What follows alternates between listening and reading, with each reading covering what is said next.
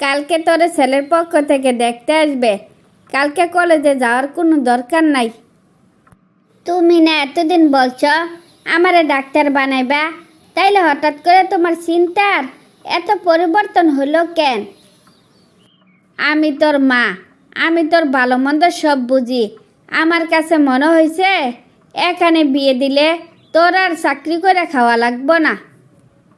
মা, আমি তো এত আরাম করতে চাই না। আমি কারোর উপর ডিপেন্ড করে বাঁচতে চাই না। তুমি তো জানো আমি কতটা পরিশ্রমী, আমাকে পরিশ্রম করতে দাও। সব সময় সাইলেন্ট বেশি বুঝিস না। ছেলেটা অনেক ভালো, টাকা পয়সার কোনো অভাব নাই। ওই বাড়িতে তুই রানীর হালে থাকতে পারবি। আমি তো রানীর হালে থাকতে চাই না। শ্বশুর বাড়ি এত মজার না, যেখানে ঠ্যাঙ্গের উপরে পাতুল্লা খালি খাওয়াইব। আমাকে তো শুধু তোরে নিয়ে ভাবলে হইব না, তোর আরও 2টা বোন আছে, ওদেরকে তো আবার বিয়ে দিতে হবে, তাই না? মা, তোমার মেয়েদের দায়ভার কি আমাকে বহন করতে হইব? তোমার যদি বেশি দরকার হয় তাইলে নিশোরে বিয়ে দিয়ে দাও। তুই এসব কি কইতাছস? বড় বোন রাখা ছোট বোনের কি বিয়ে দেওয়া যায়? সমাজের মানুষে তুই চিনস না। তোর দেখলে সবাই কানাঘুষা করব, তখন কি করবি? মা, তুমি যাই বলো না কেন, আমি এখন বিয়ে করতে পারবো না।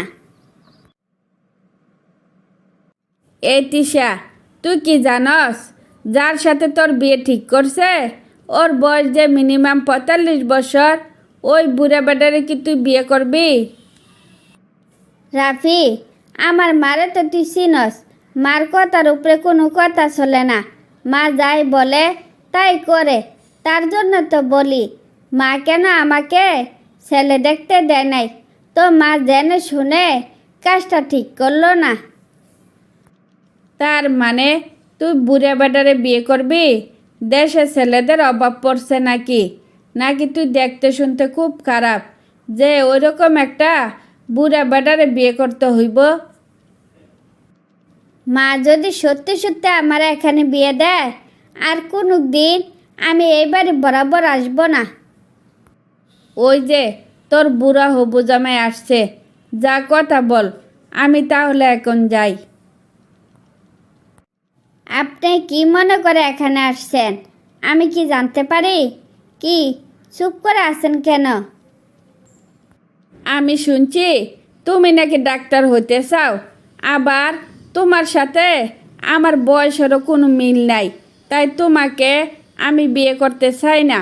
কিন্তু ডাক্তার হওয়ার জন্য যা টাকা পয়সা লাগে তা দিয়ে তোমাকে সাহায্য করতে চাই। আমাকে বিয়ে করবেন না, আবার ডাক্তারও বানাইতে চান?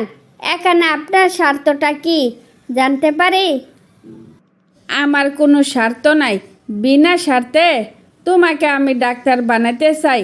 গরিব মানুষকে তুমি বিনা চিকিৎসা করাবে, এখানে আমার স্বার্থকর্তা আসবে? লোভ দেখাইয়া ফাঁদে ফালাইয়া আমাকে আবার বিয়ে করবেন না তো? আমাকে চিনতে হয়তো তোমার ভুল হয়েছে। খবর নিয়ে দেখিও আমি কেমন ছেলে। এক সময় আমার টাকা ছিল না, তাই টাকার পিছনে দৌড়াইতে গিয়ে বিয়ে করার সময় পাইনি। ভালো থেকো আর আমার সাথে যোগাযোগ রেখো। কি রে, তোর মা বলল ডাক্তারের সাথে নাকি তোর বিয়ে পায় ঠিক হইয়া গেছে? কই, আমরা তো একবার জানাইলিও না। কি বেমান রে তুই? আমি আসলে একটা বেমান। বেমান না হইলে কি ওই ডাক্তারে বিয়ে করতে যায়? ডাক্তার বানাইলো আমার একজনে, আর বিয়ে করতে যায় আমি আরেকজন রে। তাইলে বেমান হইলাম না কেমনে ক? তুই তাইলে কি বুঝাইতে চাইছস? তোর কি তাইলে ওনার কথা মনে আছে? ওনার জন্য কেন যে আমার খুব খারাপ লাগতেছে, তাই ভাবতাছি বিয়েটাকে আমি ভেঙে দিব নাকি। তুই কি তাইলে ওই ভদ্রলোককে বিয়ে করতে চাইতাছস? তোর চিন্তারও লজিক আছে, কারণ সে এত টাকা খরচ কইরা তোরে ডাক্তার বানাইছে, লোক হিসাবে মনে হয় মন্দ হবে না। আমিও তাই ভাবতাছি, বয়স তো একটু বেশি, কিন্তু মনটা অনেক উদার। ওনার যদি কোনো স্বার্থ থাকতো তাইলে আমার বিয়ের খরচ কখনো দিত না। তাই বিয়ে করলে ওনাকে করব, এটাই আমার ফাইনাল ডিসিশন। তোর কাছে যেটা নেই মনে হইব সেটা কর। আশীর্বাদ করি সারা জীবন যেন সুখে থাকস। তারপর তিশার মনের পরিবর্তন হওয়ার পর বিয়ে ভেঙে দিলে, নিজের পছন্দের লোকের সাথে বিয়ে হলে শান্তিতে জীবনযাপন করতে থাকে। মা, তুমি জানো যখন তখন চাইলে কিন্তু ছুটি পাওয়া যায় না। জানা সত্ত্বেও এভাবে আমারে বাড়ি আসতে কেন বলো? আমি বুঝি না। এত কিছু তোর বোঝা লাগবো না, ও কারণে আমি তোরে খবর দেই নাই। তুই আগে ফ্রেশ হইয়া নে, তোর সাথে আমার জরুরি কথা আছে। মা, আমার ফ্রেশ হওয়া লাগবো না, আমি ঠিক আছি। আমার কেন জরুরি তলব করছ সেটা আগে বলো। তুই আমার কথা শুনবি নাকি আমি তোর কথা শুনবো? আমার মেলা কথা আছে। হাত মুখ ধুইয়া খাইয়া ফ্রেশ হইয়া নে, তারপর তোর সাথে কথা বলতে আসি। আমার ফ্রেশ হওয়া লাগবো না, আগে তোমার কথা শুনবো, তারপরে ফ্রেশ হব। তাইলে শুন, রমিজ মিয়ার মাইয়ারে তোর কাছে বিয়ে দিতে চায়। আমাদের ঋণ টিন যা আছে সব শোধ করে দিব। শুধু তাই না, আমাদের ঘর ভাঙ্গা বিল্ডিং করে দিব। তুই তাইলে কি কস? অসম্ভব কথা। আমি ওই মাইয়ারে বিয়ে করতে পারবো না। আমার চাকরি হয়েছে মাত্র 1 বছরের মধ্যে, চাইলে আমি সব ঋণ শোধ করতে পারবো। বাজান, তোর প্যারা নেওয়ার কি আছে? এত বড় একটা সুযোগ এভাবে হাতছাড়া করা যাইব না। তুই এই মাইয়ারে বিয়ে করবি, এটাই আমার শেষ কথা। কি রে দোস্ত, তুই আমার জরুরি তলব করছস কেন? আর তুই কবে বাড়ি আসলি তা তো আমি জানলাম না। কখন আসছিস তুই? আমি আজকে আইছি। আমি খুব বিপদে পড়ছি, তাই তো তোরে ডাকছি। যেভাবে পারস আমার বিপদ থেকে উদ্ধার কর। আরে শালা, তোর কি হয়েছে আগে আমারে বলবি তো? না বললে আমি বুঝবো কেমনে? আমারে বলতো। মায়ের রুমের সাথে আমার বিয়ে ঠিক করছে। ওদিকে আমি একজনকে কথা দিয়ে রাখছি, বাড়ির পরিবেশ ঠিকঠাক করতে পারলে ওরা আমি বিয়ে করব। এই মুহূর্তে এখন আমি কি করব সেই কথা বল। তাইলে তো তুই মহা বিপদে আসস।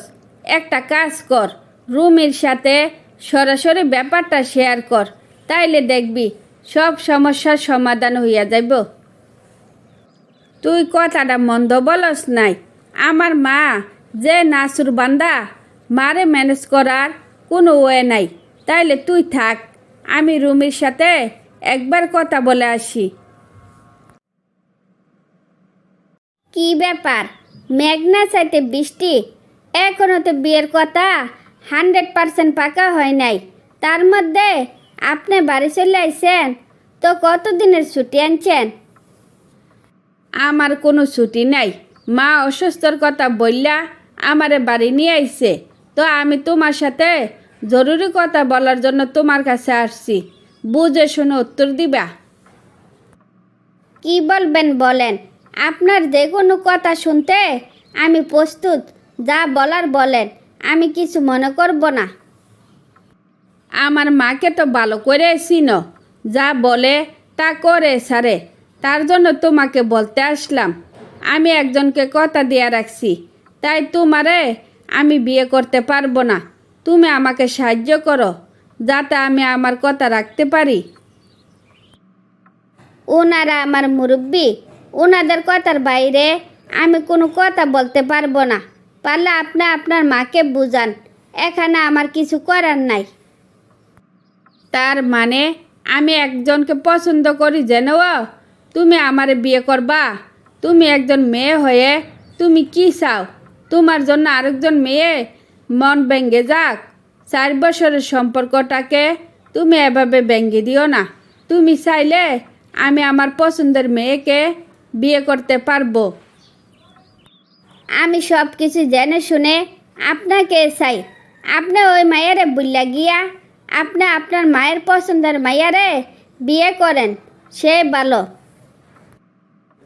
তোমাকে যদি আমাকে বিয়ে করতে হয় তাইলে আমি আর কোনো দিন ওই শহরে ফিরে যাব না, কোনো চাকরি বাকরিও করব না, তোমার বাপের বাড়ি গরজামাই হইয়া থাকবো, কিন্তু কোনো দিনও তোমাকে মন থেকে ভালোবাসবো না। আমি আমার বাপের একমাত্র মেয়ে, গরজামাই হইয়া থাকলে কোনো অসুবিধা নাই। আপনি আমার পছন্দ না করলে কি হয়েছে? আমি তো আপনার অনেক পছন্দ করি। থুর, একটা বেয়াদপের সাথে শুধু শুধু এতক্ষণ কথা বলে সময় নষ্ট করলাম। আমার মা অল্প বয়সে বিধবা হইছে, খাইয়া না খাইয়া আমরারে বড় করছে, তার জন্য মায়ের মুখের উপর কথা বলতে পারি না। তো কাজটা তুমি ঠিক করলা না। পড়শি, তুমি আমার বাড়ি চিনলা কেমনে? আসতে কোনো অসুবিধা হয় নাই? শুনলাম তুমি নাকি বিয়ে করে সংসার করতাছ, আমার তো ইনভাইট করলা না, তাই অনেক কষ্ট করে তোমার বাড়ির ঠিকানা সংগ্রহ করে তোমার বউ দেখতে চলে আসলাম। তোমার বউ আমার সাথে খুব সুন্দরী, তাই না? তোমাকে বলার মতো আমার কোনো ভাষা জানা নাই। আমি অনেক বড় অপরাধী, আমার অপরাধের কোনো ক্ষমা নাই, তাই তোমার কাছে ক্ষমা চাইতে পারি নাই। কোনো ব্যাপার না, অন্যের কাছে শুনছি তো, তাই শিউরার জন্য নিজের চোখে দেখে গেলাম। কোনো দিনও বলবো না তোমায়, নিজের খেয়াল রাখো। তারপর পড়শি বুক ভরা কষ্ট নিয়ে চিরদিনের জন্য শহরের উদ্দেশ্যে রওনা দিল।